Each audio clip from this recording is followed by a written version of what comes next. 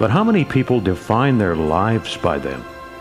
Not by the ribbons they've won with them or the money they've earned, but the simple yet profound pleasure of seeing the ideal of their mind's eye made manifest, their dreams made flesh. One day, earlier this year, I was out working with Sweet and Silver, and Dad came out to watch us. She has 7 generations of Kale breeding and one of his favorite horses. He had a look on his face that I will never forget. It was a mixture of pride, joy, and profound sadness. Not understanding, I asked him, "Daddy, what do you see when you look at her?" He responded, "I see my first trip to Europe with my dad to get silver drift. I see my mom baking pecan pies for the basket she would always send with us to horse shows. I see us playing broom polo with friends, now dead, and laughing until our sides hurt.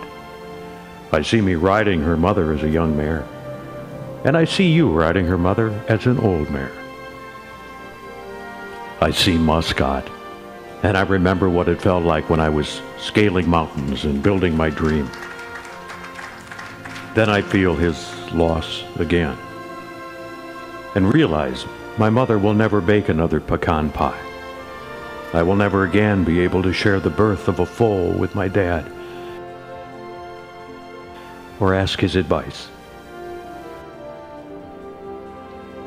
It makes me sad, but with every breath Sweet and Silver takes, I am reminded of a memory.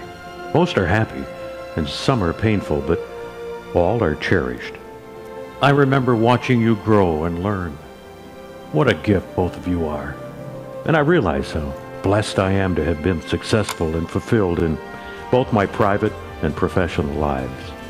That conversation will be forever etched in my memory as one of the happiest and saddest times with my dad. Today he is being honored by the community of horsemen and women that have shared and will continue to share in some of the greatest moments of his life. He is not just a great breeder and ambassador for the breed.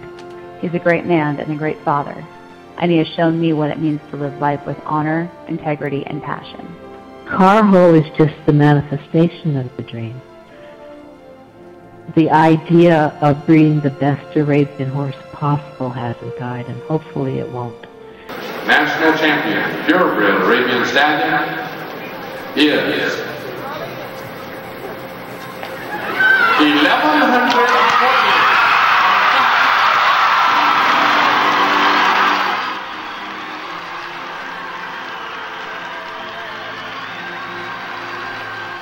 And I likened it to Camelot when King Arthur, when his kingdom was in ruins and Guinevere was in the nunnery and the knights had all deserted him.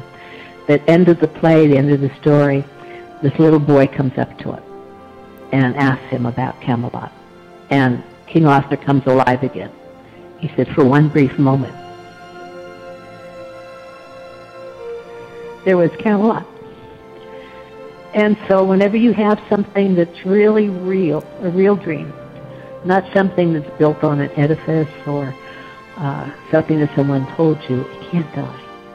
And out there somewhere, some kid or some adult, you got a glimpse of it. Whenever you take and love something more than yourself, and you dedicate yourself to it, and you build your dream, number one, you haven't failed. Doesn't make any difference what the world does in tearing it down, because there's Camelot, and the dream can always come to life again. And each time it's reborn, it's even